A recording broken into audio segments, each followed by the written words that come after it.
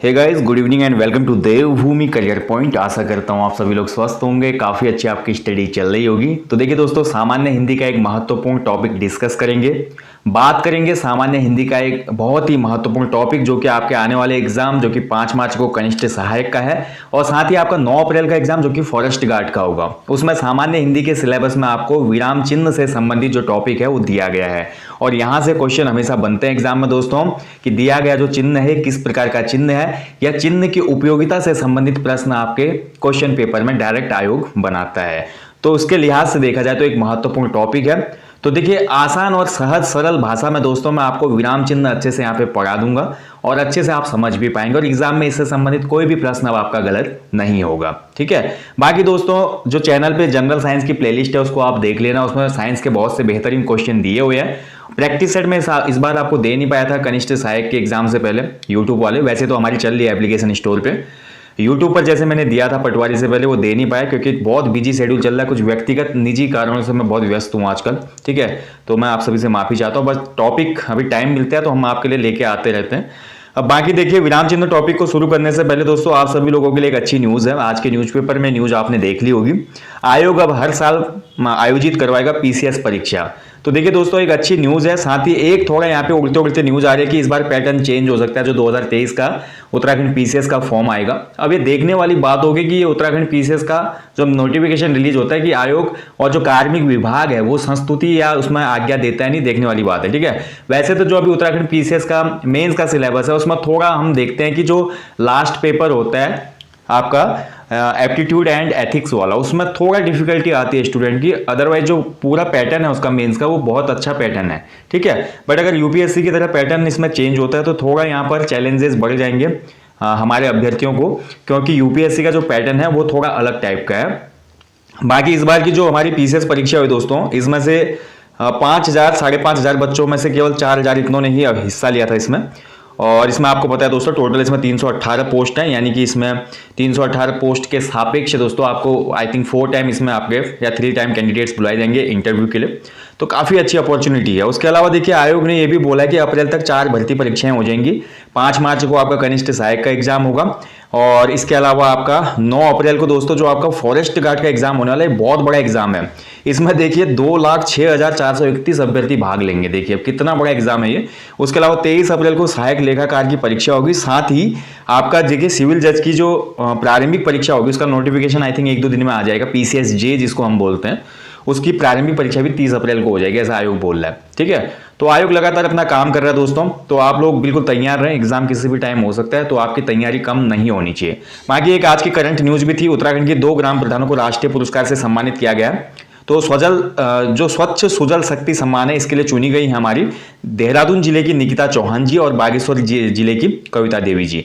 दोनों ने अपने गांव को खुले में शौच से मुक्त किया। देखिए 4 मार्च को राष्ट्रपति द्रौपदी मुर्मू इन्हें नई दिल्ली में सम्मानित करेंगे। तो बहुत बड़ी एक यहाँ पे बोल सकते हैं कि अचीवमेंट है। उत्तराखंड के जो दूरस्थ ग्रामीण एरिया की हमारी ग्राम प्रधान है, माता बहनें हैं, वो बहुत अच्छा काम कर रहे हैं अपने फील्ड में। ठीक है, तो दोस्तों ये थी आज की न्यूज। अब चलिए शुरू करते हैं आज का टॉपिक, वापस आ जाते हैं। तो आज देखेंगे जो हिंदी में हमारा विराम चिन्ह है। तो चलिए शुरू करते हैं हिंदी में विराम चिन्ह। सबसे पहले ये जानना है कि हमको विराम चिन्ह होता है क्या। तो विराम चिन्ह के बारे में जानना हमने, विराम चिन्ह का वास्तविक अर्थ है क्या, क्यों इनकी आवश्यकता पड़ती है। तो विराम का अर्थ जैसे कि आपको पता है दोस्तों, विराम का मतलब होता है रुकना, यानी कि स्टॉप। चिन्ह मतलब सिंबल। ठीक है, तो मतलब सिंपली हम बोलें दोस्तों, जो भी कथन हम कागज़ पे लिखते हैं या बाई चांस किसी ने कोई कथन बोल दिया है, उस कथन में उसके हाव भाव या उसकी जो मनोदशा है या परिस्थिति है उनको दर्शाने के लिए जिन चिन्हों का या जिन सिंबल्स का हम यूज करते हैं वही विराम चिन्ह कहलाते हैं। विराम का मतलब होता है रुकना, ठहराव। ठीक है, तो यही है विराम चिन्ह।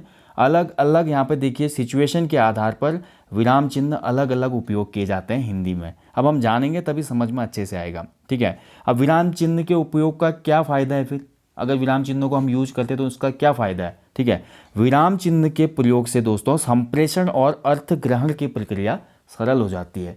यानी कि मैंने आपको कोई सेंटेंस दिखाया, उसमें चिन्ह के माध्यम से भी आप समझ सकते हैं। या अगर आप कोई बुक पढ़ रहे हैं, वहाँ पर बुक में राइटर ने ये लिखा है दोस्तों कि वह हंसते हंसते लोटपोट हो रहा था। ठीक है, और राइटर ने लिखा अचानक वहाँ पर ऐसी घटना हो गई।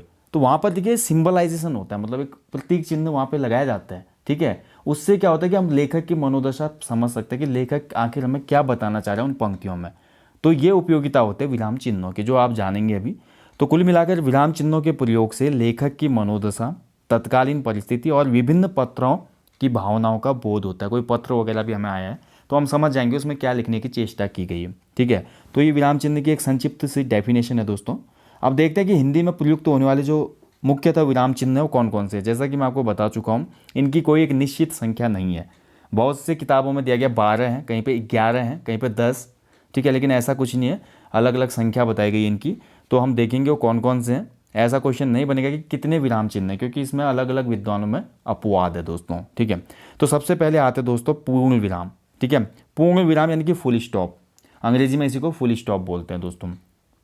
तो पूर्ण विराम, पूर्ण का मतलब कंप्लीट, विराम मतलब ठहराव, यानी कि प्रश्नवाचक और विस्मयादि बोधक वाक्यों को छोड़कर अन्य वाक्यों के अंत में जो हमारा चिन्ह प्रयुक्त होता है दोस्तों, उसी को पूर्ण विराम कहते हैं। यानी कि जो हमारे अफर्मेटिव सेंटेंस होते हैं, इनके स्वीकारात्मक वाक्य होते हैं। यहाँ पर हमारे इंट्रोगेटिव जो हमारे सेंटेंस होते हैं वहाँ पे नहीं लगेगा ये, और साथ ही विस्मयादि बोधक जो हमारे होते हैं दोस्तों, वहाँ पे ये चिन्ह प्रयोग नहीं किया जाएगा। उसके अलावा जितने भी हिंदी में हम सेंटेंस लिखेंगे वहाँ पर पूर्ण विराम का उपयोग होगा। पूर्ण विराम का मतलब क्या है? पूर्ण विराम का मतलब है दोस्तों कि वाक्य पूर्ण हो चुका है। फॉर एग्जाम्पल दोस्तों, जैसे कि हम सब पढ़ रहे हैं, हम सब पढ़ रहे हैं, यानी कि पढ़ रहे हैं, वाक्य पूर्ण हो गया। तो इसके आगे हमने देखा दोस्तों, ये होता है हमारा पूर्ण विराम का सिंबल, ठीक है। तो पूर्ण विराम का सिंबल आपका एक लकीर जैसी होती है ये। और वहीं अंग्रेजी में दोस्तों ये फुल स्टॉप होता है, एक बिंदु होती है, ठीक है। अगर अंग्रेजी की बात करें दोस्तों, जैसे मैं बोलूँ कि राम एक अच्छा लड़का है, तो हम क्या लिखते हैं? राम एक अच्छा लड़का है, Ram is a good boy, ठीक है, Ram is a good boy, Ram अच्छा लड़का है। तो बॉय के आगे हम अंत में फुल स्टॉप लगाते हैं, ना कि हिंदी वाला पूर्ण विराम। तो अंग्रेजी में पूर्ण विराम एक बिंदु होता है, जबकि हिंदी में एक ये लकीर होती है पूर्ण विराम, ठीक है। अब वाक्य की पूर्णता प्रकट करने के लिए ही पूर्ण विराम का उपयोग होता है। तो पूर्ण विराम तो एग्जाम में पूछता नहीं, बहुत सिंपल है ये। यहाँ पर जो कठिन हमारे कुछ चिन्ह होते हैं वो पूछ लिए जाते हैं, ठीक है। तो पूर्ण विराम आप समझ गए होंगे दोस्तों। इसके बाद जो हमारा अगला चिन्ह आता है दोस्तों, अगला चिन्ह, लेकिन ध्यान रखेंगे दोस्तों, पूर्ण विराम की एक महत्वपूर्ण बात यहाँ पे मैं आपको बताता हूँ। जैसा कि हमने बोला अंग्रेजी में फुल स्टॉप होता है, लेकिन मुद्रण की सुविधा के कारण हमारी कुछ पत्रिकाएं हैं दोस्तों, दिनमान पत्रिका और धर्मयुग पत्रिका, और धर्मयुग पत्रिका हैं दोस्तों। धर्मयुग बहुत ही पॉपुलर है। तो इन पत्रिकाओं में दोस्तों आजकल क्या हो रहा है, हम देखते हैं कि वहाँ पर हमारा पूर्ण विराम की जगह दोस्तों अंग्रेजी के फुल स्टॉप का यूज किया जाता है। यानी कि वहाँ पर हिंदी में भी अगर लिखा होगा ना, हम सब पढ़ रहे हैं, तो पढ़ रहे हैं के बाद यहाँ पे जो हमारा पूर्ण विराम है इसकी जगह फुल स्टॉप का यूज करते हैं हिंदी पत्रिका में भी। और ये धर्मयुग और दिनमान में है, ठीक है, तो याद रखेंगे। अगला देखिए अल्प विराम। तो अल्प विराम का मतलब पूर्ण विराम पूरी तरह रुक जाना, और अल्प विराम का मतलब है दोस्तों मतलब थोड़ा सा रुकना, यानी कि किसी विशेष शब्द पर बल देने के लिए वाक्य में थोड़ा सा रुकना, ये कहलाता है अल्प विराम। अल्प विराम, अब अगर साधारण सी भाषा में मैं बोलूँ, कॉमा, जिसको हम कॉमा बोलते हैं, ठीक है, कॉमा वाला सिंबल, यह अल्प विराम होता है। फॉर एग्जाम्पल यहाँ पे मैंने एक सेंटेंस दिया, देखिए, सीता, राम और लक्ष्मण वन को गए। तो हम पहला जो वर्ड बोले इसमें सीता, फिर उसके बाद हम थोड़ा रुक रहे हैं, सीता, राम और लक्ष्मण वन को गए। तो यहाँ पे सीता और राम के बीच में ये कॉमा यूज किया हमने दोस्तों, तो ये अल्प विराम का उदाहरण है दोस्तों, ठीक है। अगर जैसे मैं बोलूँ दोस्तों, राम तुम घर चले जाओ, राम तुम घर चले जाओ, तो राम के बाद हम क्या करेंगे, कॉमा लगाएंगे, यानी कि अल्प विराम देंगे, राम तुम घर चले जाओ, ठीक है। तो यहाँ पे लग जाएगा हमारा अल्प विराम, यानी कि थोड़ा सा रुकना या थोड़ा सा ठहराव, या हम बोल सकते हैं वाक्य में किसी शब्द पर विशेष बल देना, यहाँ पर प्रयुक्त होता है हमारा अल्प विराम, ठीक है। इसका सिंबल होता है दोस्तों एक कॉमा। इसके बाद देखिए मोस्टली बार एग्जाम में पूछा जाता है दोस्तों अर्ध विराम, ये बहुत बार पूछा जाता है एग्जाम में, अर्ध विराम, ठीक है। तो अर्ध विराम का सिंबल याद रख लो आप दोस्तों, कॉमा ही है, बस कॉमा के ऊपर एक बिंदु और बढ़ जाता है दोस्तों, कॉमा के ऊपर एक बिंदु और बढ़ जाता है। तो अल्प विराम से अधिक लेकिन पूर्ण विराम से कम ठहराव, समझ पा रहे हैं, यानी कि पूर्ण विराम से कम रुकना है हमने सेंटेंस में, लेकिन अल्प विराम से ज़्यादा। उसके बीच का जो हमारा चिन्ह है दोस्तों, या उसके बीच की जो स्थिति हमारी पैदा हो रही है वाक्य में, वहाँ पर हम हमेशा अर्ध विराम का उपयोग करते हैं। यानी कि जो हमारे मिश्र वाक्य होते हैं, हम जब से वाक्य पढ़ेंगे, अब वाक्य भेद में आप पढ़ेंगे, हिंदी में हमारे वाक्य 3 प्रकार के होते हैं, सरल वाक्य, संयुक्त वाक्य और मिश्र वाक्य। तो मिश्र वाक्यों में जो प्रधान वाक्य होता है दोस्तों, तो प्रधान वाक्य और उसके साथ जो जुड़ा हुआ अन्य वाक्य दोस्तों, वहाँ पर भिन्नता प्रकट करने के लिए भी अर्धविराम का प्रयोग किया जाता है। जैसे यहाँ पे उदाहरण है, तब समझ पाएंगे आप। उदाहरण में मैंने लिखा, देखिए, कार्य की सफलता परिश्रम पर आधारित होती है। कार्य की सफलता परिश्रम पर आधारित होती है, यह सभी जानते हैं। तो यहाँ पर ये मिश्रित वाक्य है, और मिश्रित वाक्य में दोस्तों जो प्रधान वाक्य है वो पहला है, यानी कि कार्य की सफलता परिश्रम पे ही होती है। यहाँ पे हम ज़्यादा जोर दे रहे हैं, जबकि जो उसके साथ दूसरा सेंटेंस जुड़ा हो, यह सभी जानते हैं, ये एक प्लेन यहाँ पे बोल सकते हैं सेंटेंस है इसमें, ठीक है। तो सिंपली आपको समझना है दोस्तों, अल्प विराम से अधिक और पूर्ण विराम से कम ठहराव के लिए जो हमारा प्रतीक चिन्ह उपयोग होता है उसको अर्धविराम कहते हैं। और मिश्र वाक्यों में प्रधान वाक्यों के साथ भिन्नता प्रकट करवाने के लिए भी इस चिन्ह का प्रयोग किया जाता है। वह कब आएगा, मैं नहीं जानता। वह कब आएगा, मैं नहीं जानता। तो यहाँ पर भी देखिए दोस्तों, हमारा अर्धविराम चिन्ह प्रयोग किया गया है, ठीक है। तो आपको याद रख लेना है, अर्धविराम बहुत बार पूछा गया है पूर्व परीक्षाओं में, और इसके आने के चांसेस भी ज़्यादा रहते हैं एग्जाम में, ठीक है, क्योंकि बहुत कन्फ्यूज रहते हैं यहाँ पे कैंडिडेट्स अल्प विराम, अर्धविराम और पूर्ण विराम में। इसके साथ साथ अभी हमारा एक और होता है उपविराम, इसका भी सिंबल आप याद रख लें दोस्तों, उपविराम। उपविराम को अल्प विराम भी कहते हैं, ध्यान रखें। उपविराम को अपूर्ण विराम भी कहते हैं। अपूर्ण विराम जो कि पूर्ण ही नहीं है, मतलब वाक्य चले जा रहा है, ठहराव नहीं है बिल्कुल। उपविराम को अपूर्ण विराम भी कहते हैं, इसको भी आप नोट कर लो, बहुत सी कम पुस्तकों में दिया गया है। आपने सिंबल देख लिया अभी हमारे, ठीक है। जो हमारे देखिए पूर्ण विराम है, इसका सिंबल है ऐसे एक लकीर। हमने देखा अल्प विराम, तो अल्प विराम का सिंबल है कॉमा। अर्धविराम का सिंबल हम देख चुके हैं दोस्तों, एक बिंदु और नीचे कॉमा है, ठीक है। इसके बाद जो मैं उपविराम या अपूर्ण विराम की बात कर रहा हूँ दोस्तों, इसका सिंबल होता है दो बिंदु। इसका सिंबल होता है दो बिंदु, ध्यान रखेंगे, ठीक है। इसको अपूर्ण विराम भी कहा जाता है, यानी कि 4 तो विराम हो गए हिंदी में हमारे, ध्यान रखेंगे। 4 विराम मुख्यतः हो गए जो सेंटेंस में यूज किए जाते हैं, जिनका उपयोग मैं आपको बता चुका हूँ। इसके बाद देखिए प्रश्नवाचक तो बहुत सिंपल है, जितने भी हमारे प्रश्नवाचक वाक्य होते हैं उसके अंत में प्रश्नवाचक चिन्ह लगता है। ये है सिंबल प्रश्नवाचक चिन्ह का, क्वेश्चन मार्क जिसको बोलते हैं। तो जो भी आपको पता चल जाएगा, जो भी उसमें क्वेश्चन से संबंधित जैसे हमारा वर्ड होगा उससे पकड़ में आ जाता है सेंटेंस, जैसे कि तुम्हारा नाम क्या है, तुम वहाँ क्यों जा रहे हो, यह किसका सामान है। तो जहाँ पर भी दोस्तों प्रश्नवाचक शब्द आएंगे वहाँ पर हमेशा प्रश्नवाचक चिन्ह होगा दोस्तों ये। तो इसको तो आप डिफाइन कर लेंगे, नो प्रॉब्लम। अगला देखिए योजक चिन्ह, ठीक है। तो योजक चिन्ह क्या होता है दोस्तों? योजक चिन्ह वह चिन्ह है दोस्तों जो द्विरुक्त शब्दों और समास शब्दों के बीच में यूज होता है, ठीक है। योजक चिन्ह वह चिन्ह है दोस्तों जो द्विरुक्त शब्द का मतलब क्या होता है? ऐसे शब्द जो रिपीटेड होते हैं, रिपीटेड। द्विरुक्त शब्द मतलब रिपीटेड। फॉर एग्जाम्पल जैसे मैं बोलता हूँ ना, रोटी सोटी, हंसते हंसते, लोट पोट, ठीक है। तो ये शब्द जब हम बोलते हैं मतलब पुनरावृत्ति होती है, जहाँ पे रिपीटिशन होता है, जहाँ पे, तो वहाँ पर हमेशा दोस्तों योजक चिन्ह यानी कि एक छोटा सा डैश प्रयोग किया जाता है। खासकर समास शब्दों के बीच में हम बोले तो जैसे माता पिता, द्वंद्व समास के जितने भी हमारे एग्जाम्पल होते हैं, तो द्वंद्व समास के एग्जाम्पलों में दोस्तों हमेशा ये चिन्ह उपयोग किया जाता है, योजक चिन्ह, ठीक है।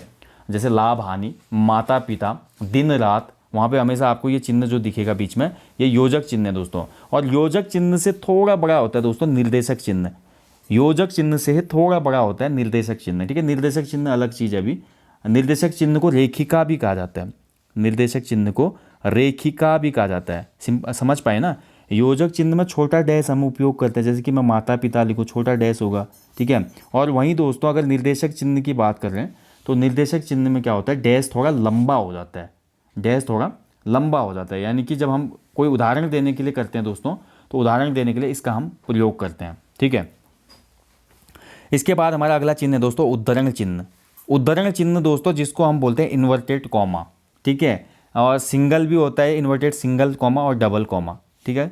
तो यहाँ पर दो रूपों में इसका प्रयोग होता है उद्धरण चिन्ह का। एक हमारा होता है एकाकी उद्धरण चिन्ह जिसको हम बोलते हैं सिंगल इन्वर्टेड कॉमा, ठीक है। और दूसरे वाले में डबल हो जाता है इन्वर्टेड कॉमा। तो अब इसमें एकाकी में और दोहरे वाले चिन्ह में क्या अंतर है, थोड़ा इसको भी जान लेते हैं।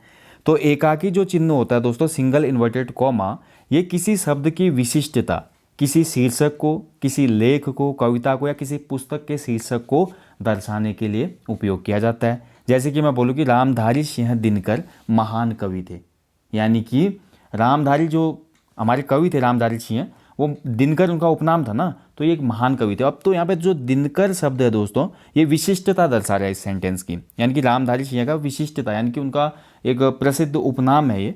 तो इसको हमने दोस्तों यहाँ पे सिंगल इन्वर्टेड कॉमा में बंद किया हुआ है। इसी को बोलते हैं दोस्तों एकाकी उद्धरण चिन्ह। इसके बाद जो हमारा दोहरा उद्धरण चिन्ह होता है दोस्तों, ये हमारा डबल इन्वर्टेड कॉमा। इसमें क्या होता है दोस्तों, जैसे कोई वक्ता ज्यों का त्यों कोई कथन बोल दे, यानी कि कोई बड़ा व्यक्ति है, विशिष्ट व्यक्ति है, वो किसी कथन को ज्यों का त्यों बोलते। जैसे कि हम सेंटेंस बोलते हैं, माँ ने पूछा बेटा तुम कब आए, ठीक है, यानी कि माँ क्या बोले, बेटा तुम कब आए, तो हमने इसको डबल इन्वर्टेड कॉमा में डाल दिया, ठीक है। और यहीं हम किसी बड़े आदमी की स्टेटमेंट को बोलें दोस्तों, जैसे गांधी जी ने क्या बोला, अहिंसा परमो धर्म, वो बोला गया है ना, वो सेंटेंस डिफाइंड है पहले से, किसी व्यक्ति विशेष ने बोला है उसको, यानी कि गांधी जी का जो कथन था वो हमने सेम टू सेम रख दिया डिक्टो। तो उस समय हम दोस्तों इस डबल इन्वर्टेड कॉमा का उपयोग करते हैं, ठीक है। तो ये हमारा उद्धरण चिन्ह है दोस्तों। इसके बाद देखिए दोस्तों विस्मयादि बोधक चिन्ह। तो विस्मयादि बोधक चिन्ह का जो सिंबल होता है दोस्तों ऐसा होता है, एक लकीर होती है, लकीर के नीचे एक पॉइंट होता है, ठीक है। तो विस्मयादि बोधक, जैसा कि नाम से पता चला दोस्तों, किसी प्रकार का आश्चर्य हो, भय हो, शोक हो, घृणा हो, हर्ष, खुशी वगैरह हो, इनको प्रकट करने के लिए दोस्तों इस चिन्ह का प्रयोग किया जाता है। जैसे कि हम उदाहरण में देखते हैं, अरे तुमने ये क्या कर दिया, ठीक है, आश्चर्य हो रहा है ना यहाँ पे, अरे तुमने यह क्या कर दिया। तो यहाँ पे अरे के बाद जो लगा है दोस्तों, ये विस्मयादि बोधक चिन्ह है। और वहीं दोस्तों देखिए, शाबाश तुमने कर दिखाया, यानी कि हर्ष हो रहा है यहाँ पे, वेल डन आपने कर दिया, तो शाबाश के बाद दोस्तों यहाँ पे विस्मयादि बोधक चिन्ह लगा है।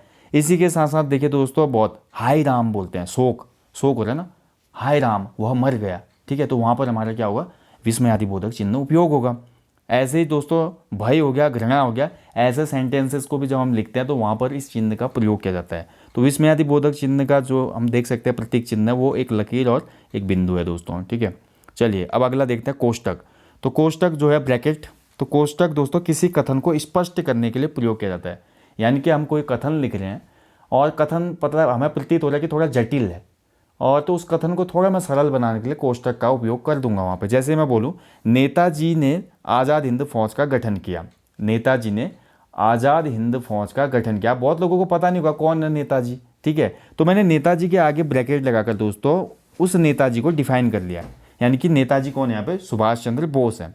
यानी कि कथन को मैंने स्पष्ट कर दिया, ये नेताजी कौन है, सुभाष चंद्र बोस हैं, ठीक है। यानी कि किसी कथन को स्पष्ट करने के लिए कोष्टक का प्रयोग किया जाता है। जैसे कि निरंतर अध्ययन से ही सफलता मिलती है, निरंतर अभ्यास जो हम अध्ययन करते हैं दोस्तों, इससे सक्सेस प्राप्त होती है। लेकिन निरंतर शब्द हो सकता है बहुत लोगों के समझ ना आए, पल्ले ना पड़े, तो निरंतर के आगे मैंने इस जो वाक्य है या कथन है इसको स्पष्ट करने के लिए निरंतर के आगे मैंने लगातार लिख दिया। अब लोगों को समझ में आ जाएगा, लगातार अध्ययन से ही सफलता मिलती है। यानी कि कथन को स्पष्ट करने के लिए कोष्टक का प्रयोग किया जाता है हमेशा, ठीक है। इसके बाद अगला जो प्रतीक चिन्ह है दोस्तों, ये हमारा विराम चिन्ह है दोस्तों। प्रतीक बोला मैं, विराम चिन्ह, लाघव चिन्ह। तो लाघव चिन्ह दोस्तों शून्य जैसा होता है, शून्य जीरो जैसा, छोटा जीरो जैसा होता है। और लाघव का मतलब होता है दोस्तों, लाघव का मतलब होता है छोटा, ठीक है। लाघव का मतलब क्या होता है, छोटा। यानी कि शब्दों को छोटा लिखने के लिए जो चिन्ह प्रयुक्त होता है दोस्तों, उसे लाघव चिन्ह कहा जाता है। जैसे कि हम देखते हैं दोस्तों, लाघव चिन्ह का हम बहुत जगह प्रयोग देखते हैं। फॉर एग्जांपल देखिए, पंडित को जब हम लिखते हैं तो हम ऐसे लिख देते हैं शॉर्ट में, और पौ के आगे लाघव चिन्ह लगा देते हैं, इसका मतलब पंडित होता है, ठीक है। इसी के साथ साथ देखिए दोस्तों, हम लिखते हैं ईसा पूर्व को ई और लाघव चिन्ह, फिर पू के आगे भी लाघव चिन्ह लगाते हैं। अगर इसको हम पूर्ण रूप से लिखें तो ये होता है ईसवी पूर्व। ऐसे डॉक्टर को दोस्तों ऐसे डॉक्टर लिखा जाता है, ठीक है, आगे लाघव चिन्ह लग जाता है। यानी कि संक्षेप, किसी शब्द का संक्षेप रूप ही दोस्तों लाघव चिन्ह होता है, ठीक है, ध्यान रखेंगे। बहुत सिंपल है, जीरो के आकार का होता है, ये ध्यान रखेंगे।